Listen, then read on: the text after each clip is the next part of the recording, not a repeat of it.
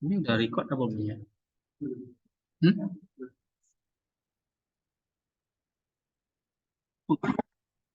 Oke. Coba kita lihat.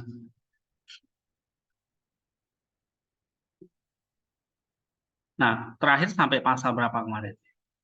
Pasal 3 ya. Sekarang kita masuk pasal 4. Nah, minggu lalu kita sudah bahas tentang salvation ya, sebagai bisa penebusan, kemenangan atas dosa dan maut. Tapi lebih daripada itu, keselamatan itu adalah partisipasi kita ya di dalam Kristus. Karena keselamatan itu adalah Kristus, maka Allah mengundang kita melalui anugerahnya dan kita meresponnya dengan iman. Ya, itulah kita berpartisipasi. Nah, jika Allah menjadi manusia, maka kita diajak supaya kita menjadi seperti Dia. Ya, jadi kalau Allah sudah menjadi manusia, Dia sudah berpartisipasi nih di dalam kemanusiaan kita, maka gilirannya adalah kita berpartisipasi di dalam keilahian, yaitu mencapai teosis melalui iman dan anugerah tadi. Ya kan? Jadi kalau Allah berpartisipasi dalam kemanusiaan, kita juga berpartisipasi di dalam keilahiannya. Nah, ini yang dikatakan oleh bapak-bapak gereja, misalnya Athanasius, Cyril, dan sebagainya. Oke, kemudian kita juga udah bahas tentang Allah, ya.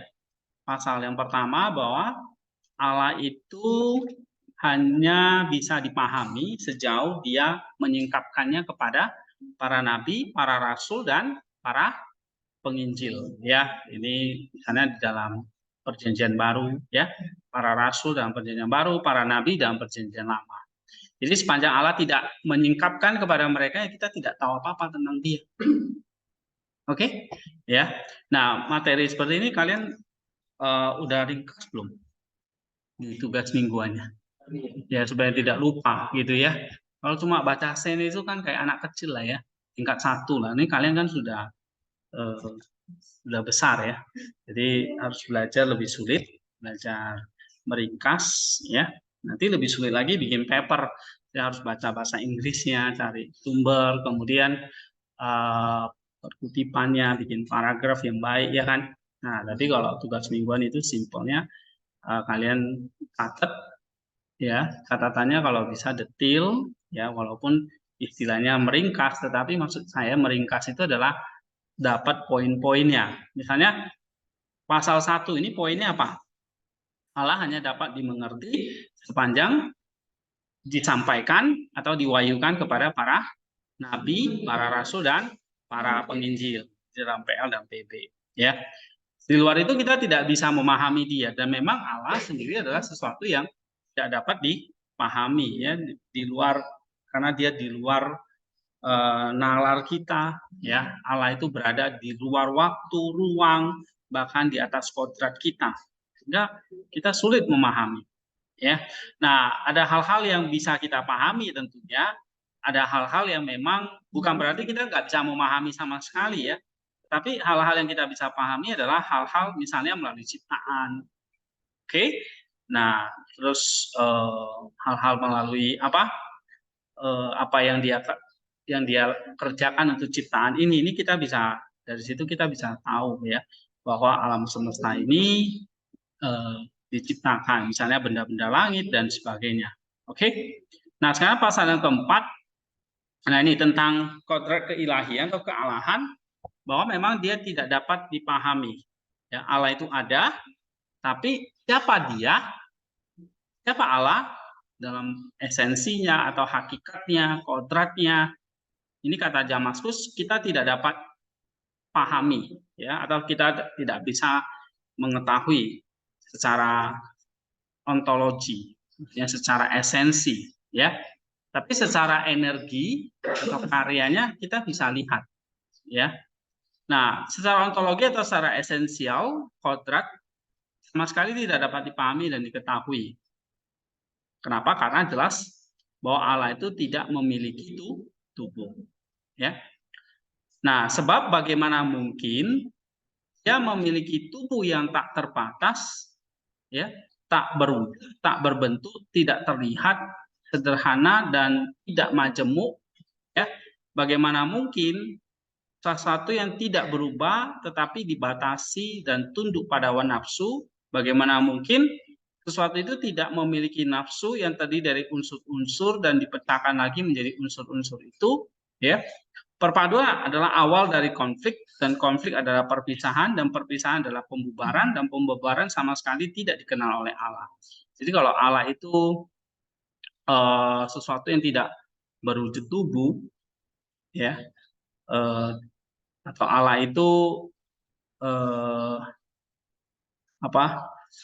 Tidak berubah, tidak terbatas. Nah, sedangkan kita apa? Kita terbatas, ya kan? Kita berwujud, kita tunduk pada nafsu.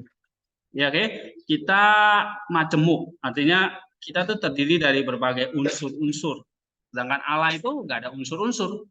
Allah itu single aja, tunggal gitu. Dia tidak majemuk gitu. Kalau kita majemuk, ya, kita terdiri dari unsur-unsur. Kalau Allah itu satu, tidak terpisah, tidak ada perpecahan, tidak ada perpisahan. Nah, sementara manusia ada konflik, ada perpisahan, ada unsur, ya, majemuk, ya, atau kita bertubuh, kita terbatas. Nah, bagaimana bisa mengetahui sesuatu yang tidak tadi? Nah, itu sekali lagi secara ontologi, esensi dan kodratnya sama sekali kita tidak dapat pahami, ya. Ini kalian udah download dan materinya? Nah, bisa baca di ini kalau misalnya kalau ini kurang jelas. Saya kira aja ya. Coba baca Jessica. Sekali lagi. Sekali lagi, bagaimana juga dapat dipertahankan bahwa Allah besar dan memenuhi alam semesta, seperti yang dikatakan dalam kitab suci, bukankah aku akan memenuhi langit dan bumi demikianlah Tuhan?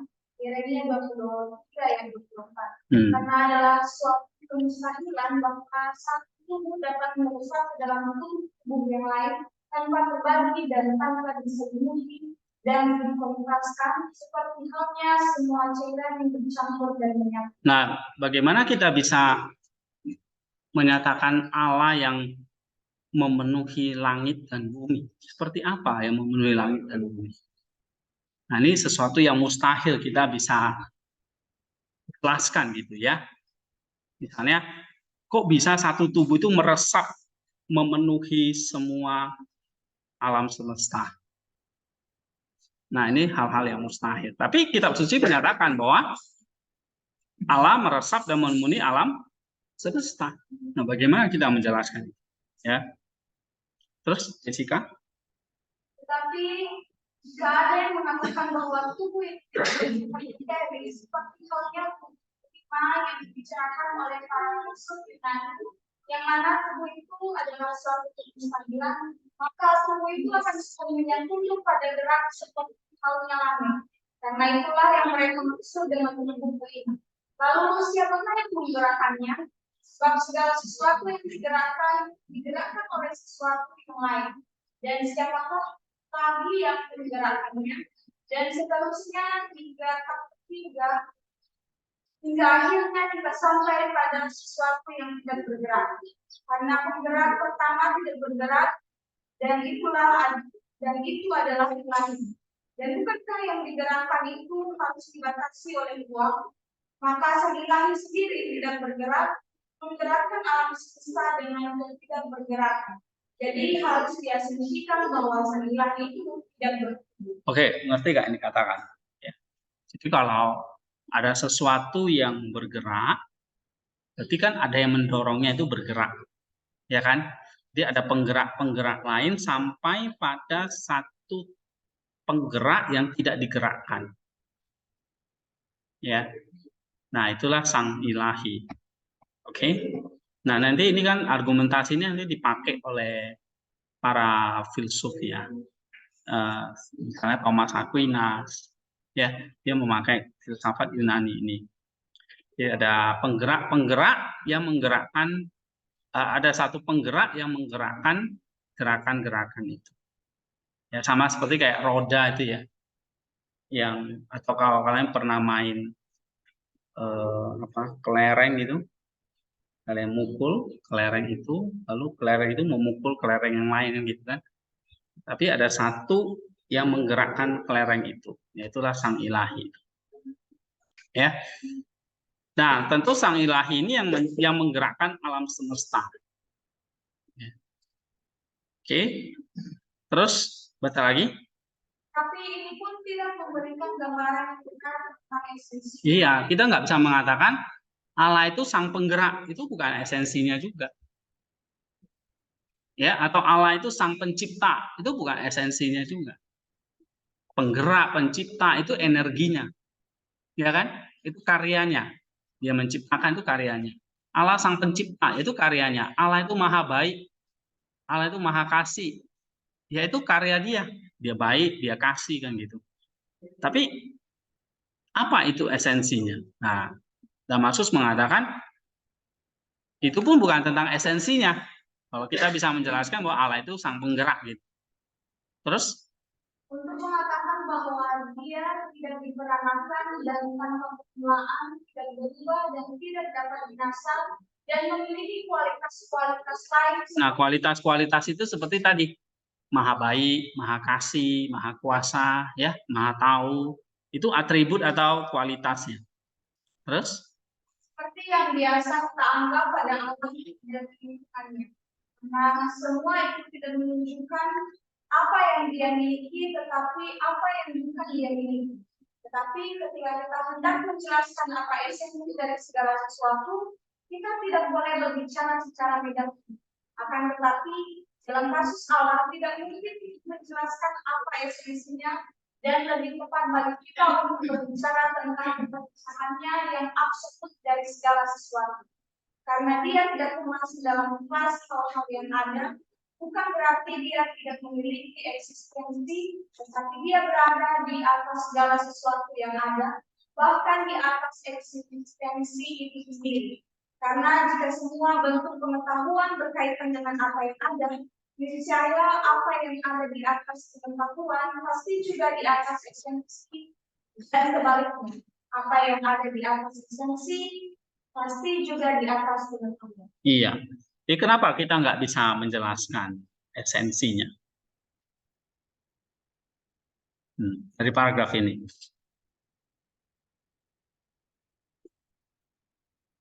Kita tidak bisa menjelaskan atau mengetahui esensi Allah. Alasannya apa?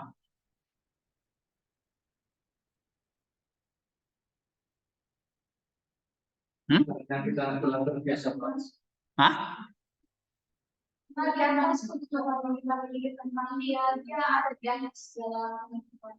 Iya, karena kita punya pengetahuan nih tentang Allah. Pengetahuan kita itu udah di atasnya Allah. Allah melampaui itu. Ya. Jadi ibaratnya kita tahu itu kayak hanya dalam lingkaran, tapi Allah itu di luar lingkaran gitu. Yang kita tahu ya sekitar lingkaran kan, gitu. Ya. Sehingga Allah itu memang melampaui segala pengetahuan, ya, pengetahuan kita. Jadi kalau kita mengatakan walaupun kita bisa mengetahui tentang esensi Allah, ya apa yang kita ketahui itu sebetulnya sudah terbatas, ya. Sementara Allah itu tidak terbatas. Oke, baca lagi. Dengan demikian, Allah tidak terbatas dan tidak dapat dipahami, dan semua yang dapat dipahami tentangnya adalah ketidakterbatasan dan ketidakterbatasnya. Nah, sehingga kita hanya bisa mengatakan negasi kepada Allah. Allah itu tidak terbatas. Allah itu tidak terpahami akhirnya. Jadi kata tidaknya selalu muncul gitu. Nah, itulah yang kita jelaskan bahwa pengetahuan teologi kita atau pengetahuan tentang Allah itu memang berangkat dari ketidakpahaman kita atau keterbatasan kita. Ya. Jadi kalau di dalam teologi itu Ada istilahnya kata fatik dan apofatik. Kata fatik itu berarti kita bisa menjelaskan Allah itu begini, begini, pencipta, maha adil, maha kasih, dan sebagainya. Ya, tetapi apofatik itu berarti ya Allah itu esensi yang kita tidak tahu. Allah itu tidak terbatas, tidak terpahami, melampaui esensi, melampaui pengetahuan, tidak terukur. Ya kan? Allah itu tidak terbatas. Allah itu tidak berwujud. Allah itu tidak bertubuh. Allah itu roh misalnya. Cuma begitu. Itu apofatik. Ya, jadi kita hanya bisa memahami secara itu. Terus lagi? Namun, supaya dapat kita tegaskan tentang Allah, kita menunjukkan kodrat Allah, melainkan hanya sifat atau arti dari kodrat. Nah, itu tadi yang saya bilang. Kita hanya bisa mengatakan Allah itu maha baik, misalnya itu sifatnya. Ya, Allah itu misalnya baik, adil, bijaksana, maha bijaksana, dan sebagainya. Ya kan? Terus? Karena ketika kita berbicara tentang Dia sebagai yang baik, adil, bijaksana, dan seterusnya, kita tidak sedang mengatakan kodrat Allah. Nah, kita nggak menunjukkan Allah itu maha kasih. Itu bukan mengatakan tentang Dia kodratnya gitu. Oke? Terus? Tetapi hanya sifat-sifat dari Nah, itu hanya menunjukkan sifatnya atau kualitas dari kodratnya. Jadi kalau misalnya Allah itu maha baik, maha adil, maha bijaksana, itu bukan kodratnya, itu hanya apa? Atributnya atau apa? Sifatnya. Terus? Lebih jauh lagi, ada beberapa penegasan yang kita buat tentang Allah yang memiliki kekuatan tentang Allah. Misalnya, ketika kita menggunakan istilah kegelapan yang merujuk kepada Allah, yang kita maksudkan bukanlah kegelapan itu sendiri, tetapi bahwa ia bukanlah terang, melainkan berada di atas terang. Dan ketika kita berbicara tentang Dia sebagai terang, yang kita maksudkan adalah bahwa ia bukanlah kegelapan. Jadi kalau kita misalnya mengatakan Allah itu terang, yang kita maksud apa? Allah itu bukan kegelapan. Tapi apa itu terang? Ya dia berada di atas terang itu. Jadi kalau Allah itu roh, ya berarti Allah itu tidak bertubuh. Ya kan? Jadi kalau Allah itu terang, ya yang kita maksudkan dia bukan kegelapan, tapi dia di atas terang itu. Gitu. Ya. Apakah Allah itu adalah terang? Allah adalah terang? Bisa dibalik nggak? Terang adalah Allah? Nggak bisa. Oke? Allah adalah kasih. Kalau saya balik, kasih adalah Allah?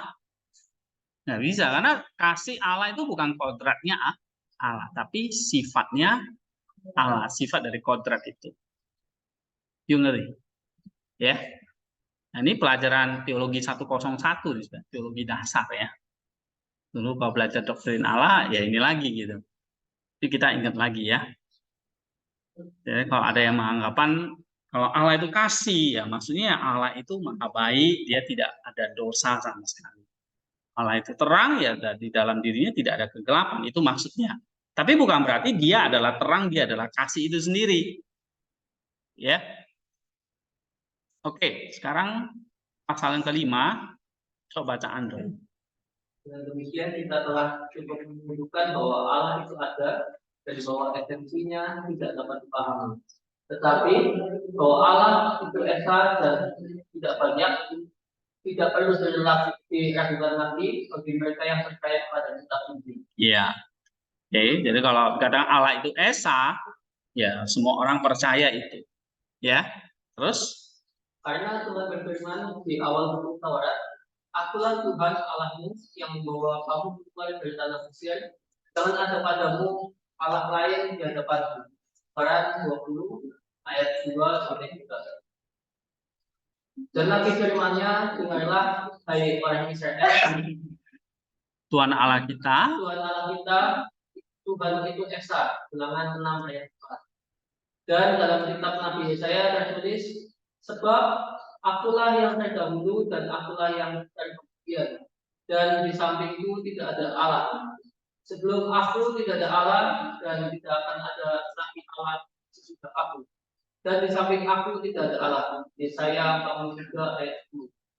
Dan Tuhan juga dalam kitab-kitab suci mengucapkan firman ini kepada Bapaknya. Inilah hidup yang kekal itu, yaitu bahwa mereka mengenal Engkau satu-satunya Allah yang benar. Yohanes 17 ayat 3. Tetapi terhadap mereka yang tidak percaya kepada kitab suci, kita akan berargumentasi demikian. Oke, jelas ya dalam Allah itu esa, Allah itu tidak banyak, Allah itu ada, tapi esensinya tidak dapat dipahami. Itu semua ada di dalam kitab suci ya. Saya Keluaran 20, Ulangan 6, Yesaya 43, Yohanes 17:3 itu menyatakan bahwa Tuhan Allah itu satu, atau Tuhan Allah itu satu-satunya. Ya, jadi Allah itu enggak banyak. Allah itu bukan satu, Allah itu bukan 2, 3, 4, 1000, 100, bukan, enggak ya. Tapi Allah itu cuma satu. Kalau Allah itu ada banyak, ya bukan Allah namanya. Ya, dewa atau ciptaan manusia itu sebetulnya. Oke? Nah, karena itu satu, maka dia sempurna. Kalau satu tapi nggak sempurna, ya bukan Allah lagi. Ya kan? Terus tidak bercacat dalam kebaikan, sumber hikmat, ya kan? Kuasa, tanpa awal, tanpa akhir, kekal, tanpa batas, singkatnya sempurna dalam segala hal. Karena Allah itu satu. Jadi dia harus sempurna di dalam segala hal. Coba baca lagi, Ando. Maka jika kita mengatakan bahwa ada banyak Allah, kita harus mengakui perbedaan di antara banyak Allah. Karena jika tidak ada perbedaan di antara mereka, mereka adalah satu dan bukan banyak. Tapi jika ada perbedaan di antara mereka, apakah yang terjadi dengan kesempurnaan? Karena sesuatu yang kurang dari kesempurnaan, baik dalam kebaikan, kuasa, hikmat, waktu, maupun tempat, tidak mungkin adalah Allah. Namun, identitas dalam segala hal inilah yang menunjukkan bahwa Allah itu satu dan tidak. Ya, misalnya kalau Allah itu banyak, lalu yang banyak itu semua saling sempurna. Berarti ada perbedaan dong. Benar nggak? Ya, ngerti ya? Jadi kalau namanya sempurna udah nggak mungkin lebih dari satu. Berarti cuma satu. Jadi kalau dia banyak Allah dan terus dikatakan berarti ada kesempurnaan-kesempurnaan yang bisa dibandingkan. Nah, kalau bisa dibandingkan itu ya bukan Allah lagi namanya. Benar nggak? Ya, gitu.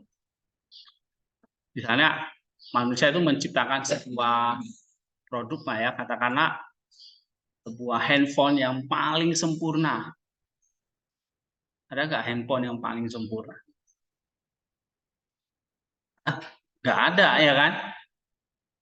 Kenapa? Karena handphonenya banyak dan semua berlomba untuk menjadi sempurna. Tapi kalau yang dikatakan paling sempurna, ya kalau ada pun pasti satu. Tapi kalau banyak handphone, ya kesempurnaannya akan berlomba-lomba. Jadi nggak ada titiknya itu. Akan koma terus ya kan. Kalau Allah itu banyak berarti apa? Allah itu akan berlomba-lomba jadi sempurna. Oke. Jadi nggak mungkin seperti itu. Nah ini kata Maximus ya. Masuk akal kan? Oke, coba lagi. Sekali lagi, jika ada banyak Allah, bagaimana seseorang dapat mempertahankan bahwa Allah tidak terbatas? Karena di mana yang satu ada, yang lain tidak. Iya, itu dia. Kalau Allahnya banyak, ya, bagaimana kita bisa mengatakan Allah itu tidak terbatas? Oh, banyak, ya, gitu. Kalau Allahnya itu ada banyak, berarti ya, apa itu? Terbatas dong yang satu itu dengan yang lain, kan gitu, ya kan? Karena ada tandingannya, gitu. Terbatas, gitu. Oke. Yang dikatakan sempurna itu berarti apa? Tidak ada yang bisa ngalahin, tidak ada tandingannya, kan gitu. Ya. Oke, baca lagi. Lebih jauh lagi, bagaimana mungkin dunia diatur oleh banyak Allah dan diselamatkan dari perpecahan dan kehancuran. Sementara perselisihan terlihat berkobar di antara para. Nah, kalau banyak Allah kan bisa gawat ya. Yang satu bilang bumi harus bergerak dari timur ke barat, Allah yang satu lagi bilang, oh nggak boleh bergerak, harus diam gitu ya. Nah, hancur kita. Terus? Karena perbedaan menimbulkan perselisihan. Dan jika ada yang mengatakan bahwa masing-masing pemerintah akan kebagian, bagaimana dengan yang menetapkan tatanan ini dan memberikan kepada masing-masing wilayahnya? Karena yang demikian itu adalah Allah. Oleh karena itu Allah itu satu, sempurna, tidak terbatas. Pencipta alam semesta, pemelihara dan pengaturnya, melebihi dan mendahului segala kesempurnaan. Iya. Selain itu ada suatu keniscayaan alamiah bahwa dualitas harus berasal dari kesatuan. Iya. Maka kalau ada banyak Allah, maka ada banyak yang memerintah. Ada banyak yang memerintah, itu akan menimbulkan perbedaan atau perselisihan. Sehingga Allah itu ya harus satu atau esa, niscaya satu. Ya, supaya dia sempurna, supaya dia tidak terbatas, supaya dia bisa memelihara alam semesta ini. Tapi dikatakan Allah itu sempurna? Ya, apakah Allah adalah sempurna? Bukan. Allah melebihi segala kesempurnaan. Gitu. Jadi kata-kata sempurna, baik, kasih, terang, itu semuanya dipakai dengan kita yang terbatas untuk menjelaskan Allah. Ya, Allah itu sempurna, ya karena Allah itu satu. Apakah Allah adalah sempurna? Bukan. Predikatnya iya sempurna, tapi dia bukan subjek sempurna itu. Dia melampaui sempurna itu. Oke, itu ya. Ada pertanyaan di sini? Bisa paham pasal 5 ini bahwa bukti bahwa Allah itu satu apa? Kesempurnaannya. Dan dia tidak banyak apa buktinya? Ya karena dia sempurna, nggak mungkin banyak. Ya kan? Gitu. Apakah Allah mendahului segala kesempurnaan? Iya. Ya, karena dia melampaui segala sesuatu, termasuk kesempurnaan itu. Oke, sekarang pasal yang ke-6 mengenai firman dan anak Allah, bukti yang beralasan. Baca. Risman. Jadi Allah yang esa dan tunggal ini bukanlah tanpa firman, dan karena memiliki firman maka ia tidak memiliki firman itu sebagai sesuatu yang tidak ada sebelumnya, tidak mempunyai permulaan dan tidak dibentukkan untuk tidak ada lagi. Oke. Nah, Allah itu satu, Allah itu esa, Allah itu tunggal. Tapi dia memiliki firman. Berarti firmannya satu atau tunggal? Tunggal. Berarti firmannya sempurna atau tunggal? Sempurna dan tunggal. Tidak ada. Berarti kalau dia sempurna tunggal berarti tidak ada permulaan. Ya kan? Dia kekal.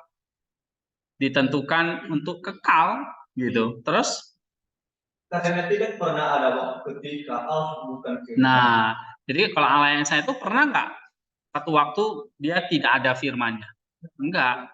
Begitu dia dikatakan Allah, ya maksudnya ya sudah ada firman yang bersama dengan Allah. Terus? Bukan seperti firman kita yang tidak memiliki. Salah Mas. Karena tidak pernah ada waktu ketika Allah bukan firman, tetapi yang memiliki firman-Nya sendiri yang diperanatkan dari dirinya sendiri. Bukan seperti firman kita yang tidak memiliki dasar dan melebur menjadi udara. Kalau kata-kata kita tidak kekal, begitu kita ucapkan udah jadi udara gitu kan.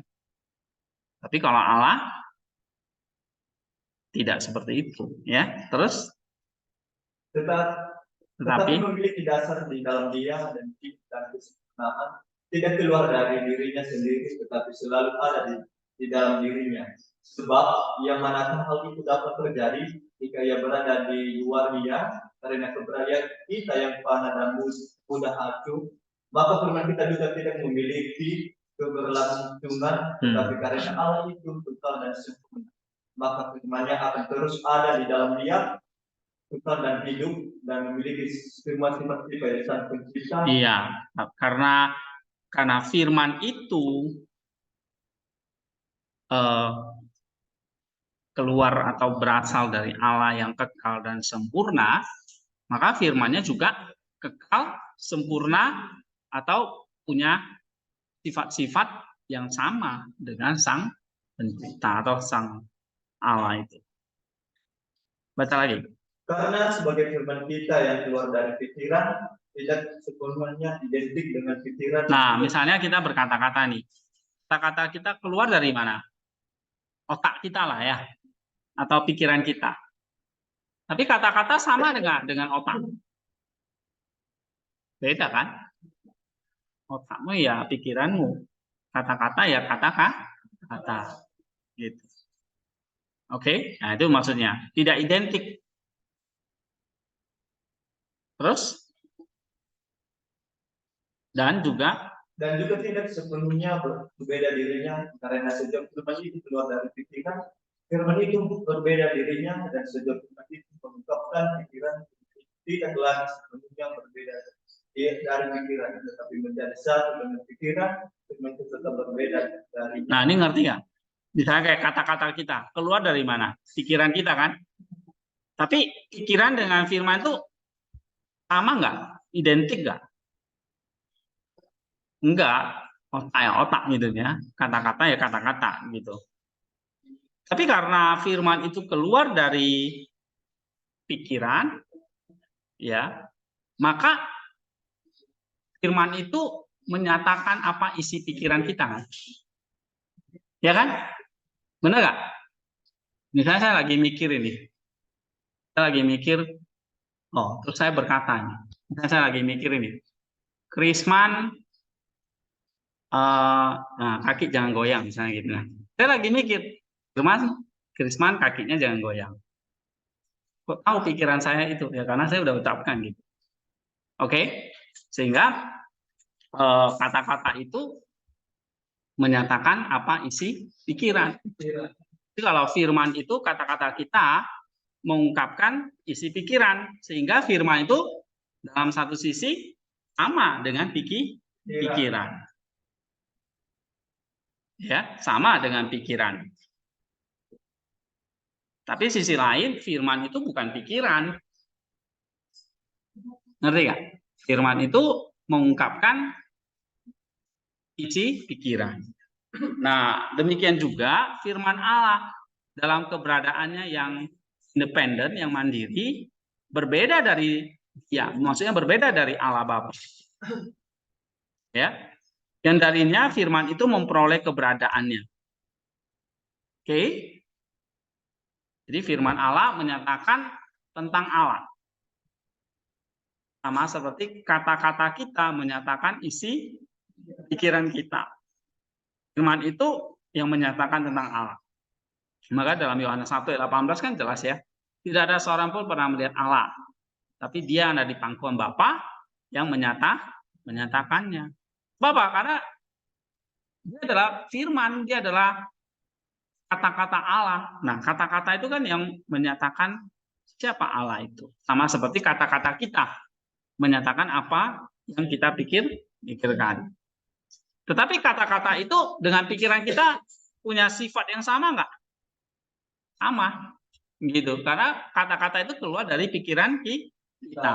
Nah, firman itu juga menunjukkan sifat yang sama seperti Allah.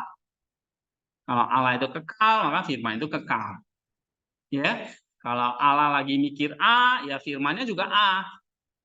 Kalau Allah itu terang, ya firmannya terang. Kalau Allah itu baik, ya firmannya baik.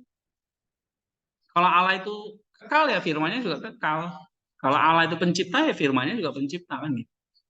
Jadi memiliki sifat yang sama seperti yang ada pada Allah. Maka firman itu memiliki sifat yang sama dengan Allah, sehingga segala kesempurnaan yang terdapat pada diri Allah juga terdapat pada diri sang firman atau firman yang diperanakannya, sehingga disebut sebagai anak Allah. Maka anak Allah sama seperti Allah Bapa. Ya. Oke, ini kalian coba baca ini ya. Ini ada satu penjelasan yang cukup baik di dalam Yohanes 1 ayat 1 ya kan? Baca Yohanes 1 ayat 1. Yohanes 1 ayat 1 bunyinya apa? Pada mulanya adalah firman. firman itu bersama-sama dengan Allah. Dan firman itu adalah Allah. Ayo, bagaimana kalian memahami?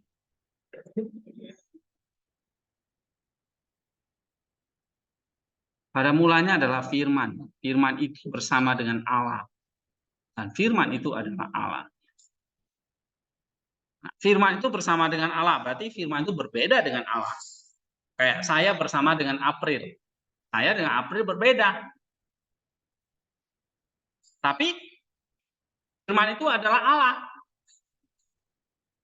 Saya nggak bisa mengatakan saya adalah April gitu. Saya adalah saya, gitu kan? Tapi kalau pada kasus Allah, firman itu adalah Allah. Oke, misalnya satu contoh. Saya dan April bersama-sama, berarti ada dua pribadi, ya kan? Tapi saya mengatakan kami adalah manusia, itu bisa. Jadi kami sama dalam hal kodrat, tapi berbeda dalam pribadi. Sehingga Allah itu juga begitu. Allah itu sama dalam kodrat, maka bisa bersama-sama. Tapi pribadinya beda. Firman itu bersama dengan Allah, itu menyatakan apa? Kodrat yang sama tapi berbeda pribadi. Tapi firman itu adalah Allah, ya sama. Misalnya saya mengatakan saya dan Krisman sama karena sama-sama manusia. Kan Krisman bukan binatang kan? Nah, kecuali ada anjing yang bernama Krisman kan. Tapi ada Krisman di sini yang bernama yang duduk di depan saya lagi goyang-goyang kaki itu manusia. Kalau goyang-goyang ekor lain lagi loh. Ya kan? Oke, jadi Krisman dan saya samanya apa? Manusia. Tapi saya dan Krisman sama nggak? Beda. Dia saya gitu loh. Namanya dalam hal apa? Manusia dalam kodrat. Bedanya dalam pribadi ya. Seperti firman dengan Allah itu begitu juga. Firman itu bersama-sama dengan Allah. Berarti berbeda pribadi. Firman itu adalah Allah. Berarti satu kodrat atau satu esensi. Ya, coba baca dari Theophylact ini.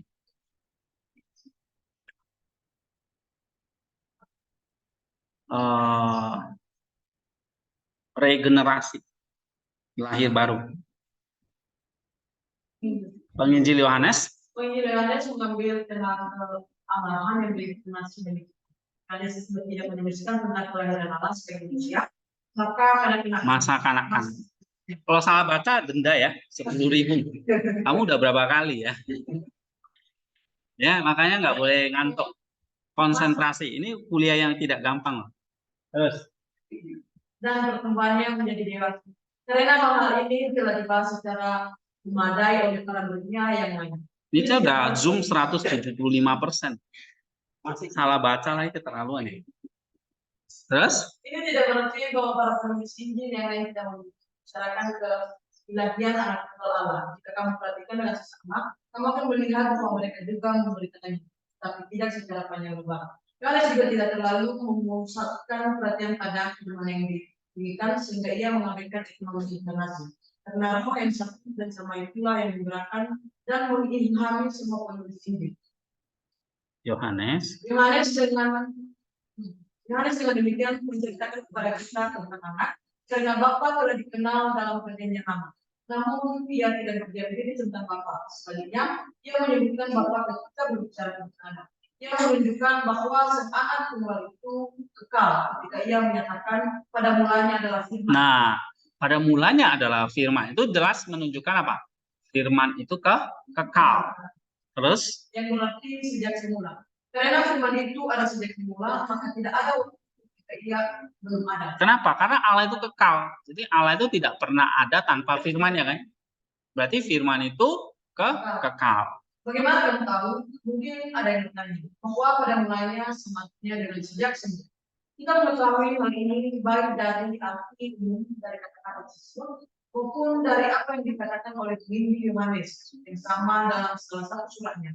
Apa yang dari mulanya telah kita dengar dalam satu Yohanes ayat 1. Apakah engkau melihat bagaimana rasul yang terkasih menafsirkan perkataannya sendiri? Tetapi para besar mungkin menjawab, saya mengerti bahwa pada mulanya berarti apa yang dikatakan Musa ketika ia berkata, pada mulanya Allah menjadikan langit dan bumi dalam Kejadian 1. Di sana pada mulanya tidak berarti bahwa apa yang Allah ciptakan itu kekal. Lalu mengapa di sini harus berarti bahwa sang anak kembali itu kekal? Nah, kan kata yang sama ya. Pada mulanya Allah menjadikan langit dan bumi. Apakah langit dan bumi juga kekal gitu? Sama seperti firman itu? Tidak ya. Nah, terus? Terhadap dalil seperti itu kami menjawab, hai orang Indonesia, mengapa kamu diam saja tentang kata-kata yang dikatakan pada mulanya? Musa berkata, pada mulanya Allah menjadikan langit dan bumi. Yohanes berkata, pada mulanya adalah firman, menjadikan, dan pada mulanya adalah dua hal yang sangat Nah, berbeda. jadi kamu lihat tuh. Pada mulanya Allah menjadikan. Itu berarti udah menjadikan itu berarti apa? Dari ada tidak, dari ada menjadi dari tidak ada menjadi ada. Itu namanya menjadikan. Berarti pada mulanya Allah menjadikan.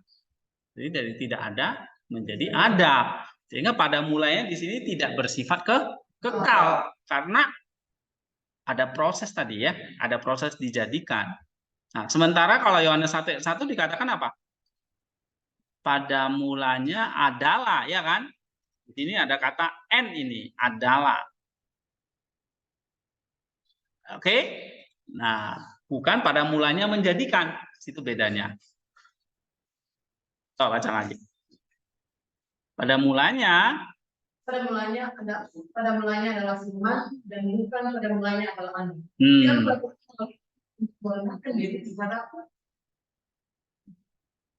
Ini aja. Jika tertulis pada mulanya Allah menjadikan anak, saya akan terdiam. Nah, kan tidak dikatakan pada mulanya Allah menjadikan anak.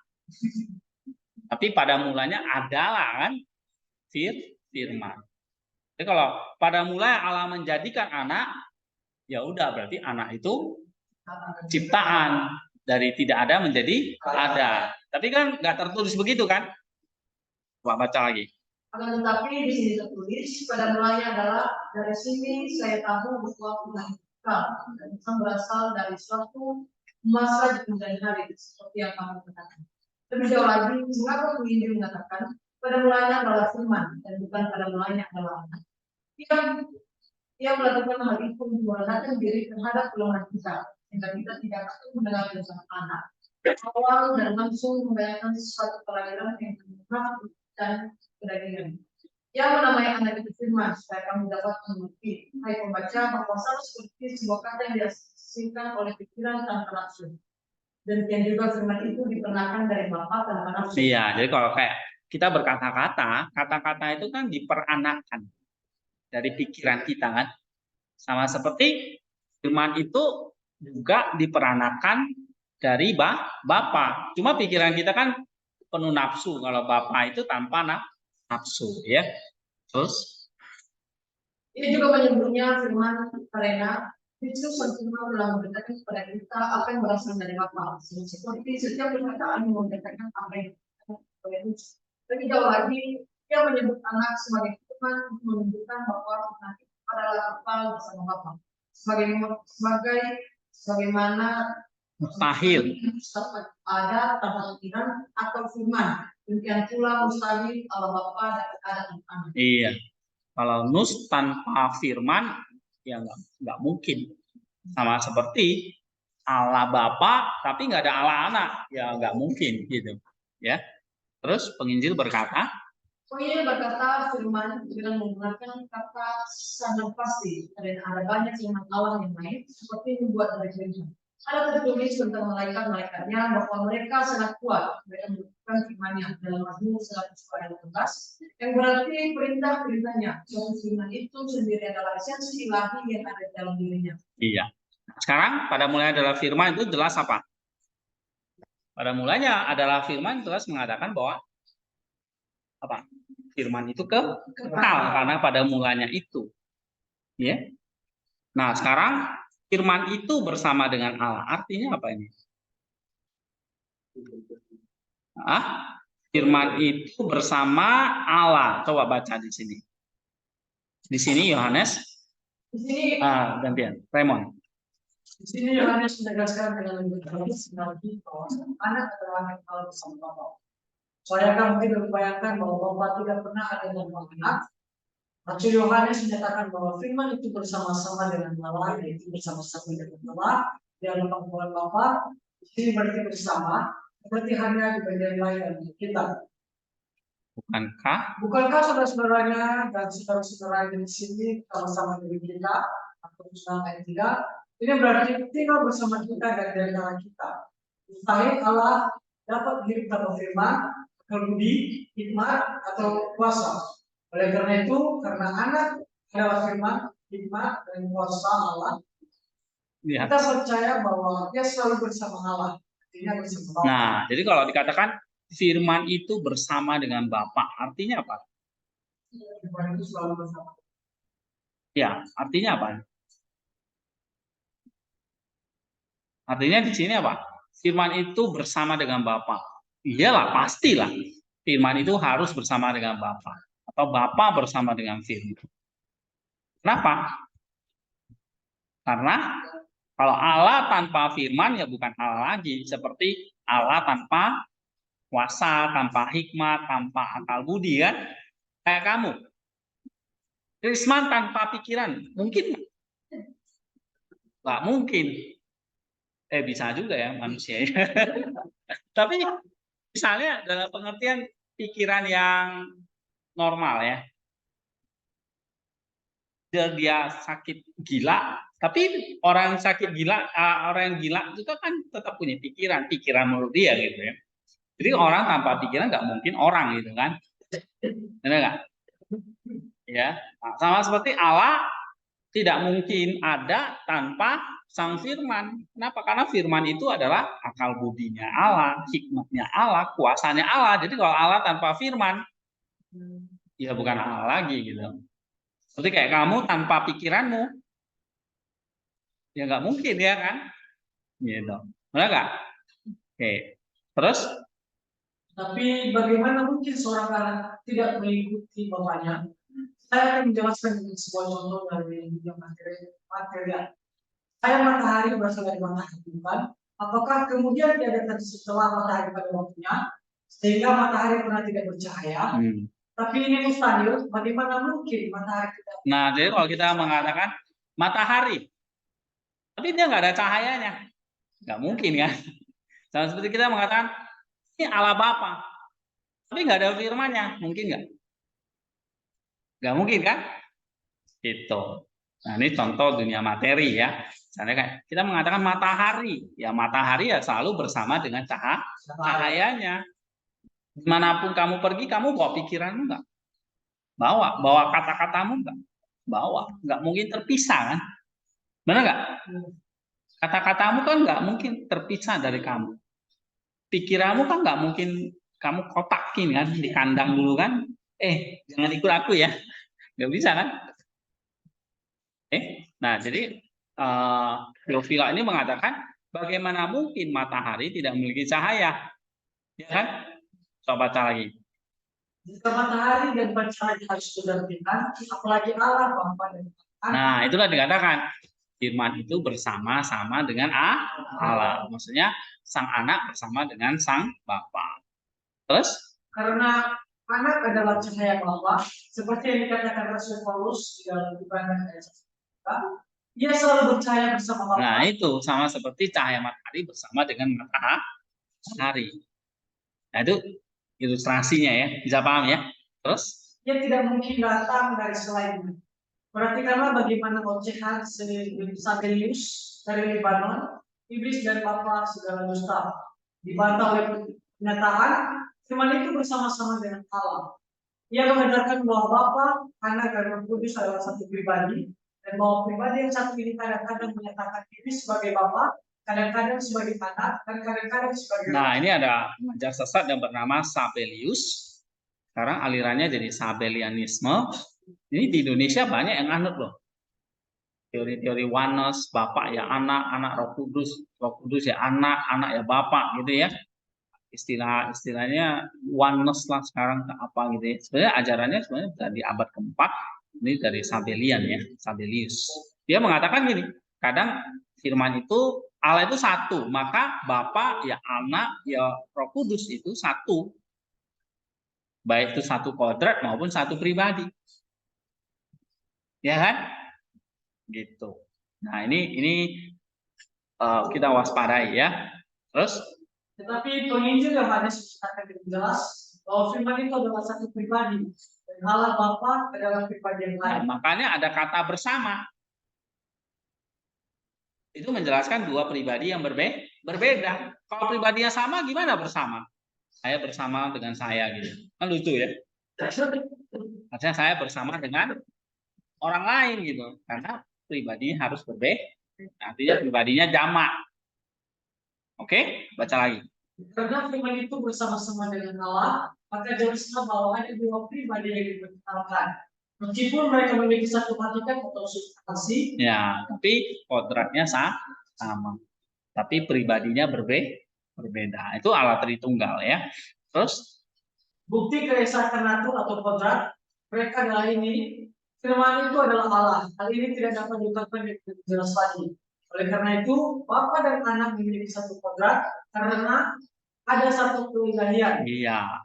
Jadi Bapa dan Anak satu kodrat atau satu keilahian.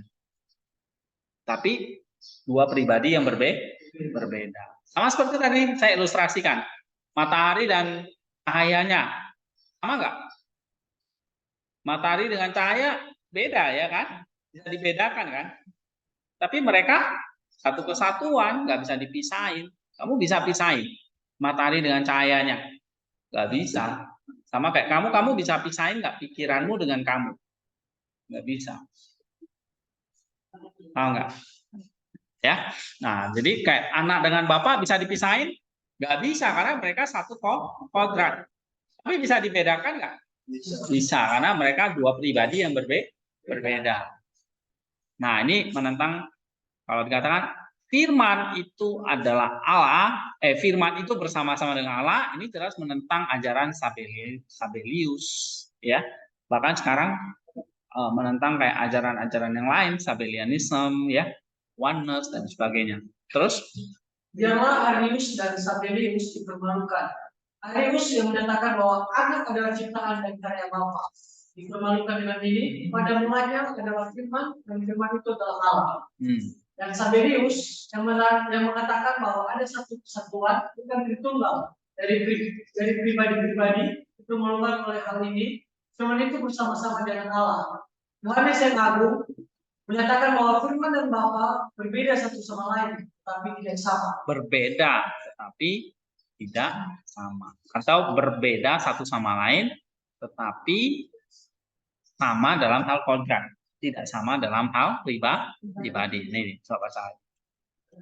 Yohanes yang Agung Mereka berbeda. Mereka berbeda dalam pribadi-pribadi mereka, tapi satu dan sama dalam natur. Berikut ini sebuah contoh untuk menjelaskan maksudnya. Petrus dan Paulus berbeda satu sama lain karena mereka adalah dua pribadi yang berbeda.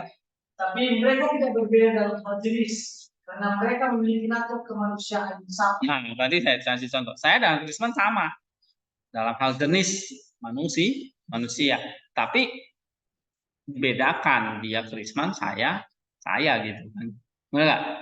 Nah, dalam hal bapak dan anak itu juga begitu ya. Baca lagi. Demikian juga Bapa dan Anak berbeda satu sama lain di dalam dua pribadi mereka, tetapi mereka tidak berbeda dalam jenis karena mereka memiliki natur ilahi yang sama. Oke, paham ya? Nah, sekarang firman itu adalah Allah, jadi udah dijelaskan ya. Oke, sekarang kita lanjut ini lagi pasal yang ke-7. Ada pertanyaan? Tadi ini tentang sang firman atau sang anak. Sekarang kita lihat pasal 7 mengenai Roh Kudus ya. Sebagai bukti yang rasional atau masuk akal. Baca Eka. Pasal 7 mengenai Roh Kudus sebagai bukti yang masuk akal. Selain itu firman juga harus memiliki roh. Karena sebenarnya firman kita pun tidak dalam roh, tapi dalam kita roh adalah sesuatu yang berbeda dengan esensi kita. Karena ada daya tarik dan gerakan udara yang ditarik dan dicurahkan sehingga tubuh dapat diputar. Dan inilah yang pada saat diucapkan menjadi kata yang dapat yang menyebabkan kekuatan kata itu sendiri. Nah, ini maksudnya ngerti nggak? Jadi Yohanes Damaskus itu mengatakan Allah itu punya firman, jelas tidak terpisahkan, tapi bisa dibedakan. Tapi selain itu, Allah itu atau firman itu juga memiliki roh. Nah, dia ambil contoh kasus kita ya. Kata-kata kita itu kata-kata yang diucapkan. Karena apa? Kok bisa kata-kata itu berbunyi dan bisa berbunyi tahu ya kan, kata-kata itu bisa berbunyi lalu bisa dicurahkan, kamu bisa dengar gitu. Karena apa? Karena ada daya tarik di situ. Ada daya tarik, ada gerakan udara yang ditarik, ya kan?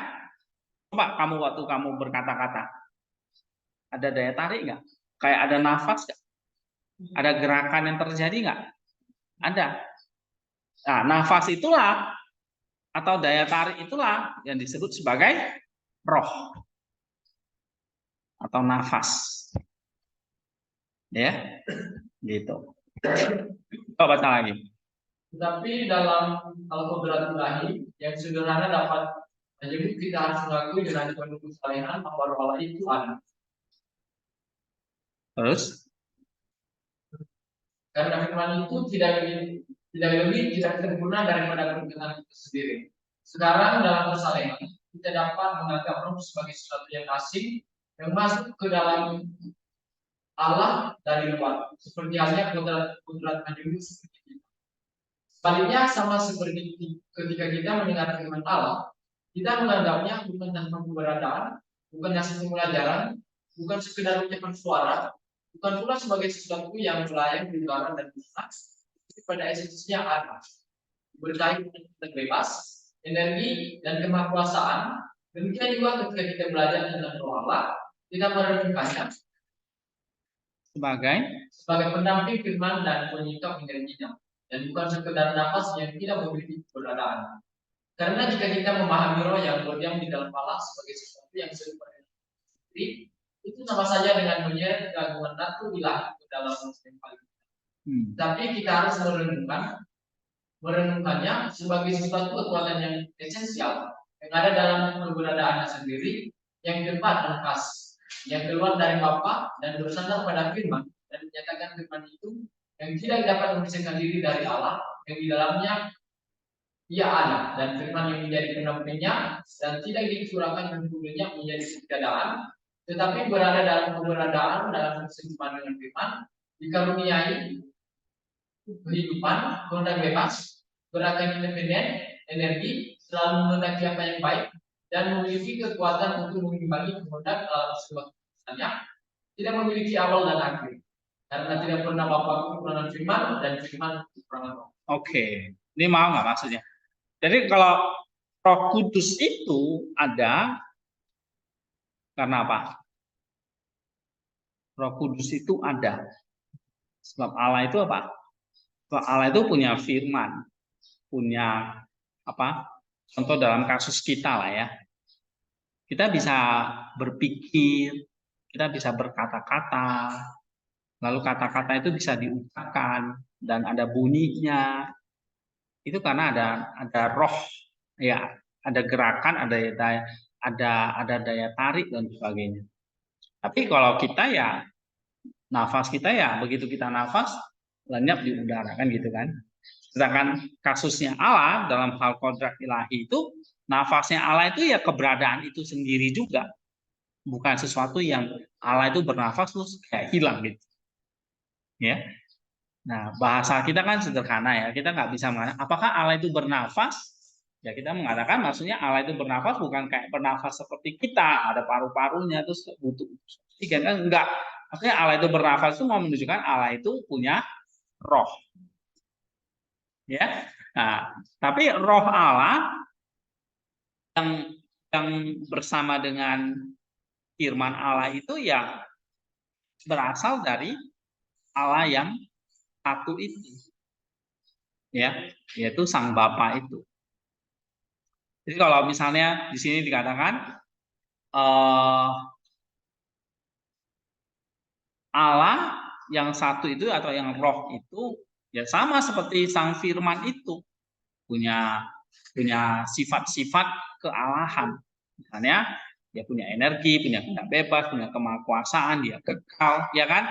Dia juga berpribadi, dia juga punya karunia kehidupan, dia juga apa? Dia punya kekuatan yang sama seperti sang Bapa. Ya, kalau Bapa tidak pernah kekurangan firman, maka firman tidak pernah kekurangan roh. Gitu. Ya, baca lagi. Jadi, karena kesatuan dalam kodrat, selain opini tadi yang dapat bahwa Allah itu banyak. Dan benar dianjurkan, dan sekali lagi dengan firman kita akan firman dan roh. Semua orang yang beri dikembalikan dan yang terpisah dari masing-masing pihak hanya apa yang dibutuhkan. Satu sisi, agar Yahudi kita memiliki kesatuan kodrat Allah, dan di sisi lain dari Yunani kita memiliki perbedaan dalam kehidupan dan Oke, jadi kalau orang Yunani berpendapat Allah itu banyak, ya di sini dihancurkan. Sedangkan orang Yahudi berpikiran bahwa Allah itu satu kodrat, satu kodrat. Jadi tidak ada Bapa, tidak ada Roh gitu. Nah ini dijungkir balikan. Oke, coba baca lagi. Tetapi jika orang Yahudi menolak untuk menerima firman dan roh, biarlah kita suci memisahkan dia dan melekat lidahnya. Karena mengenai firman, Daud yang ilahi berkata, untuk selama-lamanya ya Tuhan, Tuhan bersemayam di surga. Dan lagi dia mengirimkan firman-Nya dan mengutuskan mereka.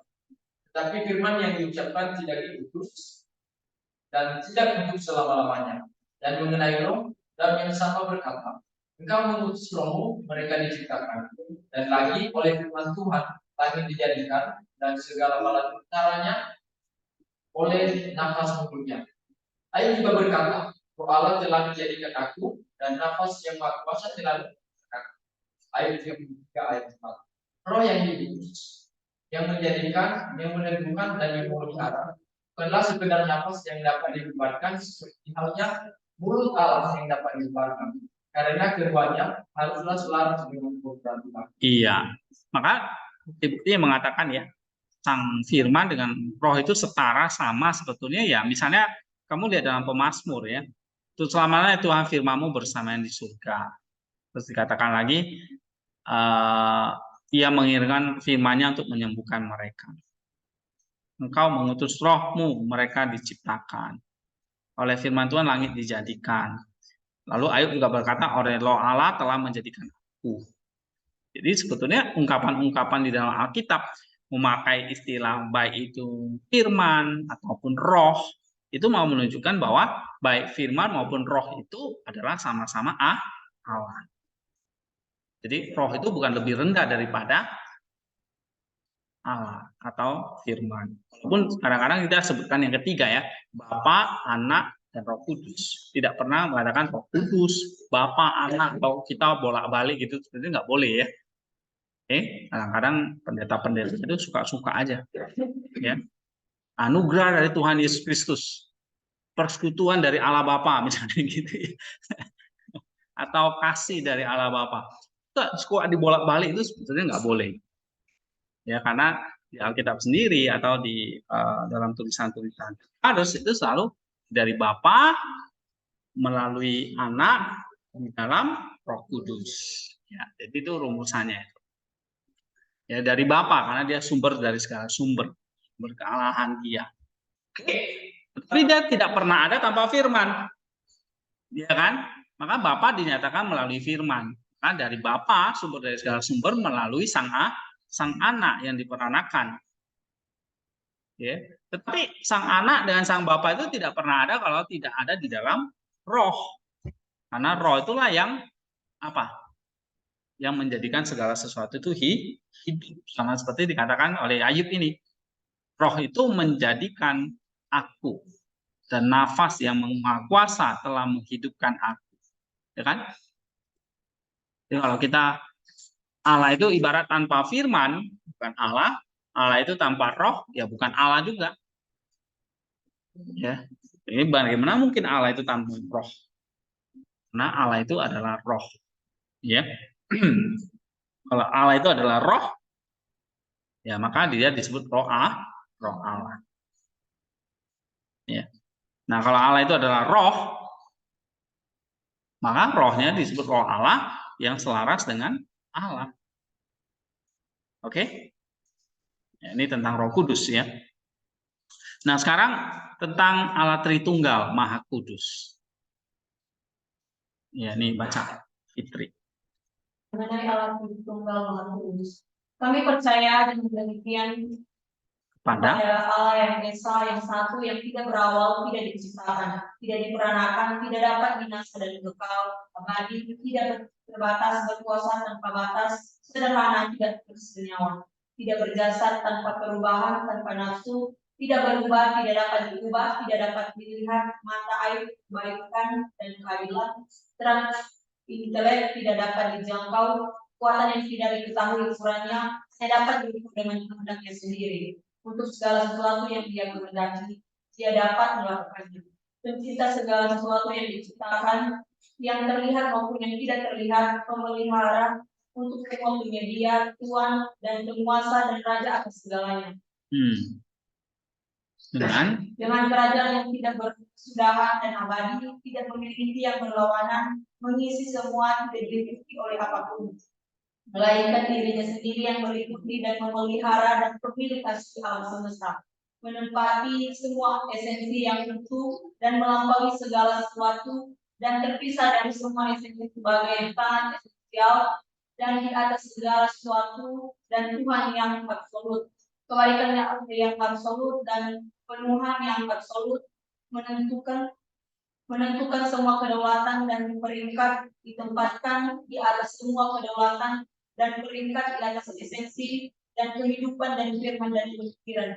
Jadi dirinya sendiri yang sangat ringan dan kebaikan dan kehidupan dan esensi.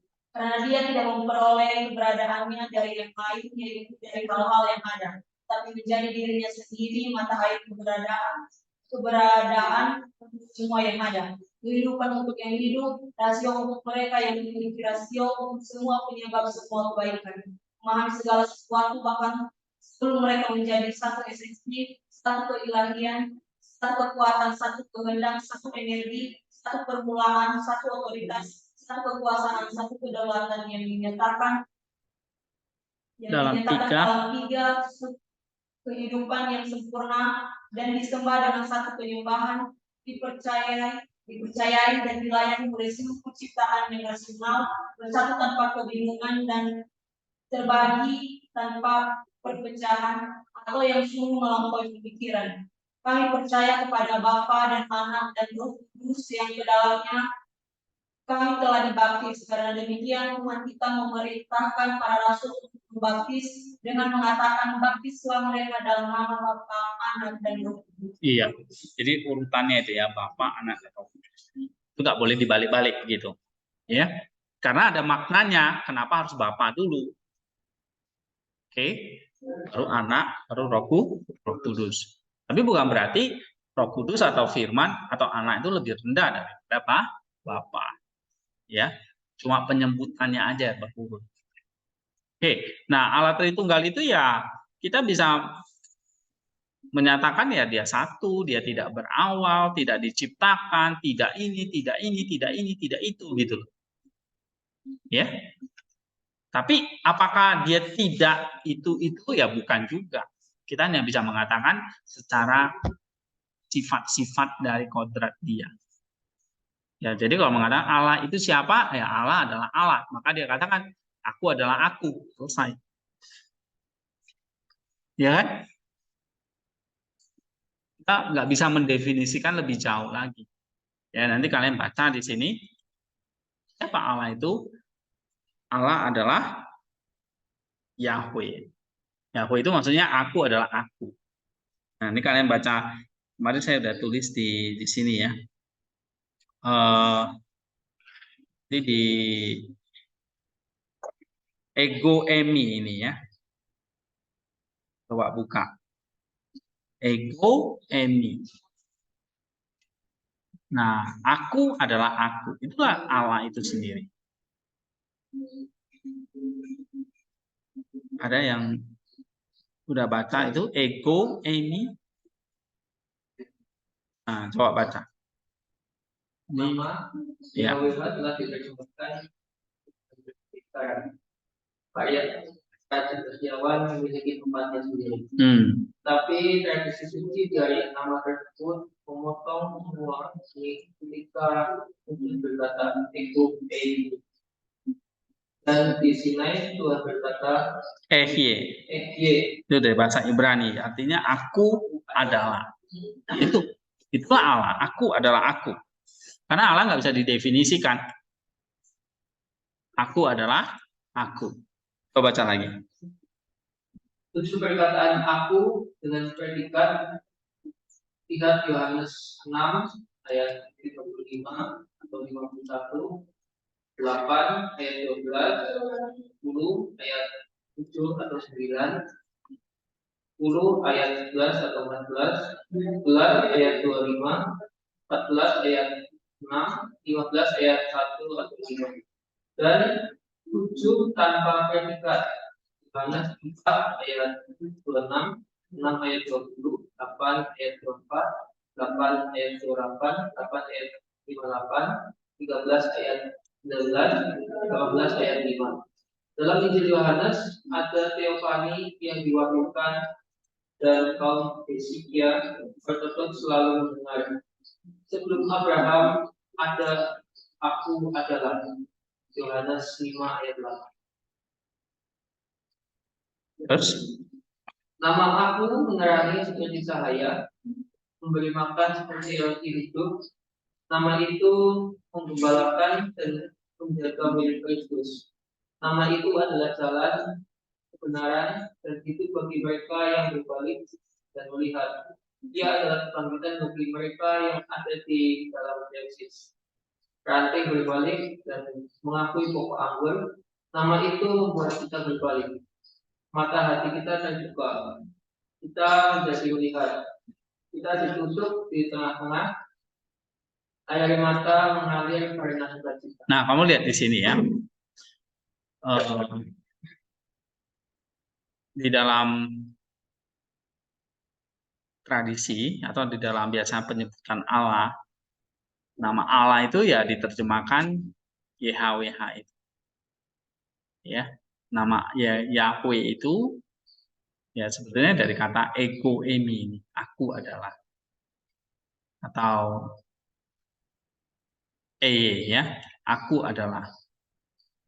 Nah, di dalam Injil Yohanes itu kan dikatakan ada 7 perkataan aku adalah roti, aku adalah air hidup dan sebagainya itu ya. Aku adalah gembala yang baik, aku adalah apalagi itu ya. Coba lihat nanti dalam Yohanes 6 dan sebagainya. Itu dengan predikat. Tapi ada 7 lagi tanpa predikat, yaitu aku adalah, aku adalah, aku adalah, aku adalah. Nah, karena Kristus mengatakan aku adalah, yang membuktikan bahwa dia adalah Allah. Ya. Misalnya kita baca Yohanes 5 ayat 8, sebelum Abraham ada, aku telah ada. Aku adalah aku gitu loh maksudnya. Ya, atau ego emi. Aku adalah. Nah, jadi kalau dengan bahasa kita yang terbatas, ya kita mengatakan Allah itu adalah aku adalah aku. Ya, jadi karena keterbatasan bahasa kita hanya bisa menjelaskan ya aku adalah aku itu. Oke. Ini sudah ya pasal. Nah, kita lanjut tentang Allah Tritunggal lagi, ya. Tadi siapa yang baca? Fitri ya. Fitri lagi. Kami percaya kepada yang satu Bapa yang adalah permulaan dan penyebab segala sesuatu yang tidak diperankan oleh seorang pun, yang tidak diciptakan oleh suatu apapun dan yang tidak berkuasa atas segala sesuatu. Dan yang hanya satu yaitu Bapa yang Esa, anaknya yang tunggal, Tuhan dan Allah dan juru selamat kita Yesus Kristus, dan yang diurapi oleh Roh Kudus. Dan dalam satu anak Allah yang tunggal Tuhan kita Yesus Kristus yang diperanakan dari Bapa sebelum segala zaman, terang dari terang, Allah yang sejati dari Allah yang sejati, diperanakan bukan diciptakan, esensi dengan Bapa yang olehnya segala sesuatu dijadikan. Dan ketika kita mengatakan bahwa Dia ada sebelum segala zaman, kita menunjukkan bahwa kelahirannya tidak memiliki waktu dan tidak memiliki permulaan. Karena Allah tidak diciptakan dari ketiadaan, Dia yang adalah pernyataan kemuliaan, gambaran keberadaan Bapa, hikmat dan kuasa yang hidup. Nah, ini dia. Ya. Jadi sang anak itu Pak tidak diciptakan, menyatakan kemuliaan Allah, gambar cahaya, gambar kemuliaan atau gambar dari cahaya Allah, hikmat dan kuasa yang hidup. Oke, maka dikatakan Tuhan Yesus Kristus itu adalah apa? Diperanakan dari Bapa sebelum segala zaman. Oke. Terus Firman yang memiliki keberadaan pentingnya, gambar yang esensial dan sempurna dan yang hidup dari Allah yang tidak kelihatan. Tetapi Dia senantiasa bersama-sama dengan Bapa dan di dalam Dia kekal dan tidak diperanakan dari kepadanya. Sebab tidak pernah ada suatu masa di mana Bapa tidak ada dan Anak tidak ada. Tetapi Bapa dan Anak yang diperanakan dari Bapa selalu ada bersama-sama. Sebab Ia tidak mungkin menerima nama Bapa jika tidak ada Anak. Ia tidak mungkin menjadi Bapa dan jika Ia mempunyai Anak, maka Ia menjadi Bapa. Karena sebelum itu Ia tidak menjadi Bapa dan Ia telah berubah dari bukan Bapa menjadi Bapa. Nah, jadi kalau misalnya seandainya anak itu pernah tidak ada, berarti kan Bapak itu menjadikan anak. Berarti waktu anak belum ada, dia bukan Bapak. Berarti ada satu waktu dia bukan Bapak, kan gitu. Dan itu nggak mungkin. Ya, maka anak itu haruslah kekal. Gitu. Terus? Ini adalah bentuk penghujatan yang paling buruk karena kita tidak boleh mengatakan bahwa Allah tidak memiliki kuasa generatif, dan kuasa generatif berarti kuasa untuk menghasilkan dari dirinya sendiri, yaitu dari esensinya sendiri, sesuai yang serupa dengan esensinya sendiri. Iya, jadi kalau anak itu apa? Firman itu diperanakan. Roh Kudus diperanakan nggak? Enggak. Tapi Roh Kudus itu dikeluarkan. Ya, hanya sang anak yang diperanakan. Jadi Allah itu tidak memperanakan Roh Kudus, tapi memperanakan sang firman. Ya, karena firman itu kata-kata Allah yang dikeluarkan, ya, yang berasal dari Allah itu sendiri. Beda dengan roh, ya. Terus? Maka dalam memperlakukan penciptaan anak adalah suatu tindakan yang tidak salah yang mengatakan bahwa waktu itu berperan dan bahwa keberadaan anak berasal dari Bapa. Karena kita berpegang bahwa dari Dialah yaitu Bapa anak dihasilkan. Dan jika kita tidak mengakui bahwa anak ada sejak semula bersama dengan Bapa yang olehnya Ia diperanakan, maka kita memasukkan perubahan ke dalam keberadaan Bapa. Masukkan sebagai Bapa, Ia kemudian menjadi Bapa. Nah, jadi kalau anak itu nggak kekal dari dulu bersama dengan Bapa, maka Allah itu juga nggak kekal, ya kan? Karena dia berubah jadi Bapa. Kalau Allah itu berubah, ya bukan Allah lagi. Kalau Allah itu berproses menjadi, jadi kata menjadi itu tidak ada di dalam istilah Allah, tidak ada dalam diri. Oke, terus karena ciptaan meskipun berasal dari kemudian tetap tidak berasal dari esensi Allah, tetapi diwujudkan dari ketiadaan oleh kehendak dan kuasanya, dan perubahan tidak menyentuh esensi Allah. Sebab generasi berarti bahwa yang memperanakan menghasilkan dari esensinya keturunan yang serupa dalam esensi. Tetapi penciptaan dan pembuatan berarti bahwa pencipta dan pembuat menghasilkan dari apa yang ada di luar dan bukan dari esensinya sendiri, suatu ciptaan yang sama sekali berbeda. Ya, jadi beda dengan generatif ya, diperanakan, maksudnya generasi itu kayak dilahirkan. Jadi kalau dilahirkan dari esensi, ya menghasilkan esensi yang sama. Seperti kamu, ibumu melahirkan kamu, ya kodratnya sama. Seperti Allah melahirkan anaknya, ya kodratnya sama, sama-sama Allah. Beda kalau kita menciptakan sesuatu. Kita menciptakan meja. Esensi kita sama nggak dengan meja? Beda.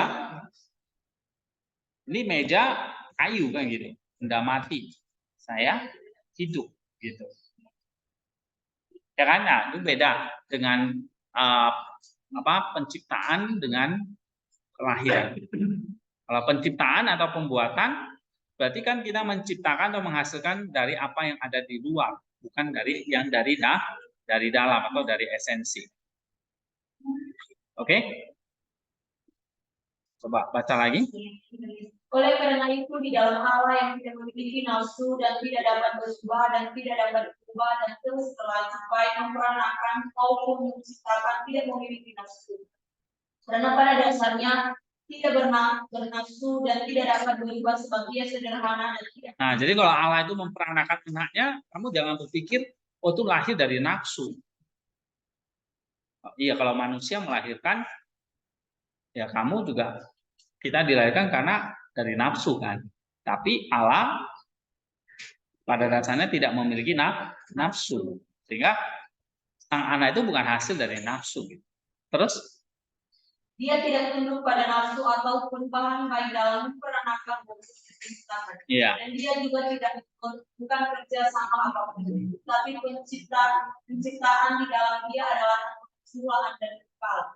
Menjadi karya kodrat dan menghasilkan dari esensinya sendiri agar sang pencipta tidak mengalami perubahan dan agar dia tidak menjadi Allah yang pertama dan Allah yang terakhir, dan juga tidak menerima esensi apapun sementara penciptaan dalam Allah. Sebagai karya kehendak tidak kekal bersama dengan Allah, karena tidaklah wajar jika sesuatu yang ada dari ketiadaan menjadi kekal bersama dengan sesuatu yang tidak berawal dan kekal. Terus inilah perbedaan yang nyata antara ciptaan manusia dan ciptaan Allah. Manusia dapat mewujudkan sesuatu dari ketiadaan, tetapi segala sesuatu yang dibuatnya membutuhkan materi yang sudah ada sebelumnya sebagai dasarnya. Dan ia tidak menciptakannya hanya dengan kehendak, tetapi memikirkan terlebih dahulu apa yang akan dibuat dan membayangkannya dalam benaknya. Dan baru kemudian membuatnya dengan tangannya melalui kerja keras dan kesulitan, dan seringkali meleset dari sasaran serta gagal menghasilkan sesuatu yang diinginkannya. Tetapi Allah melalui pelaksanaan kehendaknya sendiri telah menjadikan segala sesuatu ada dari ketiadaan. Sekarang ada perbedaan yang sama antara Allah dan manusia dalam hal memperanakan dan menghasilkan. Terus Karena di dalam Allah yang tidak memiliki waktu dan permulaan, tidak memiliki nafsu, tidak dapat berubah, tidak berwujud sendirian dan tanpa akhir.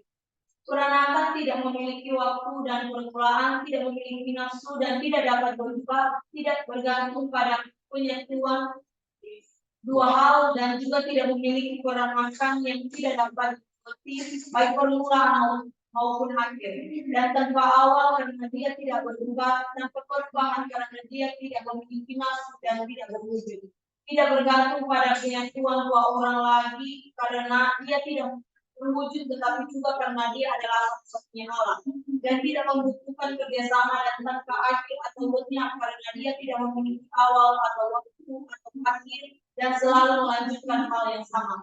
Karena apa yang tidak berawal tidak akan berakhir. Tetapi apa yang oleh kasih karunia tidak berkesudahan tentu saja tidak berawal seperti yang disaksikan oleh para malaikat. Iya. Sehingga di sini ya Allah itu dalam diri Allah itu ya tidak memberi nafsu, tidak berubah, tidak dapat berubah dan sebagainya, gitu ya. Nah, kalau kita baca di sini, kalau dia menciptakan berarti dari tiada menjadi ada, gitu. Sedangkan manusia menciptakan dari segala sesuatu yang sudah ada sebelumnya. Ya. Oke. Terus kita lagi. Oleh karena itu Allah yang kekal menghasilkan firman-Nya sendiri yang sempurna tanpa awal dan tanpa akhir, sehingga Allah yang sifat dan keberadaannya berada di atas waktu tidak dapat melahirkan waktu.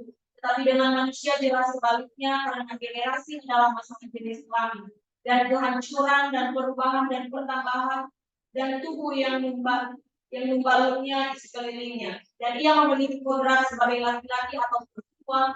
Laki-laki membutuhkan bantuan perempuan, tetapi kiranya dia yang melampaui segala sesuatu, yang melampaui segala pemikiran dan pemahaman, berbelas kasihan kepada kita.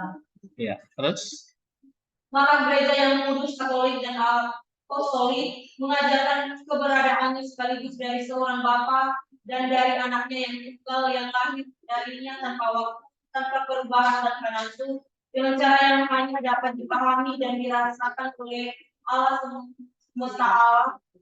Seperti halnya kita mengakui keberadaan sekaligus dari api dan cahaya yang keluar daripadanya, karena tidak ada api yang lebih dahulu dan cahaya yang kemudian, tetapi keduanya ada bersama-sama. Dan sama seperti terang adalah hasil dari api dan selalu ada di dalamnya dan tidak pernah terpisah darinya. Demikian pula anak diperanakan dari Bapa dan tidak pernah terpisah darinya, tetapi selalu ada di dalamnya. nah ini contoh api dengan cahayanya. Ya kan? Api dan cahayanya tidak pernah terpisah. Tetapi api dengan cahaya itu bisa dibedakan, atau api dengan panasnya. Ya kan? Oke, ini satu contoh tadi matahari dengan cahayanya ya. Coba baca lagi.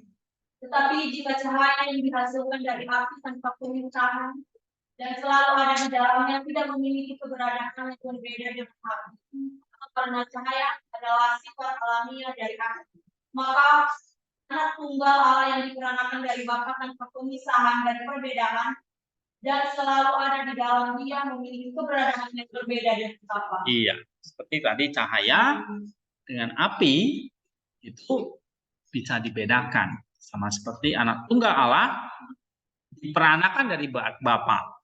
Berarti ada perbedaan, tapi tidak terpisahkan. Jadi kalau misalnya Firman itu diutus berinkarnasi jadi manusia, apakah Bapa di surga sekarang tidak punya firman lagi? Nah, kalau Allah itu berinkarnasi, berarti Bapa tidak punya kehilangan firman-Nya, begitu? Ya enggak, karena Bapa dan Anak tidak pernah terpisah. Ya, jadi kalau firman itu jadi manusia, bukan berarti Bapa itu jadi bisu gitu, nggak bisa ngomong lagi gitu. Ya, Bapa tetap memiliki firman-Nya. Oke, kita break dulu, nanti kita lagi ya.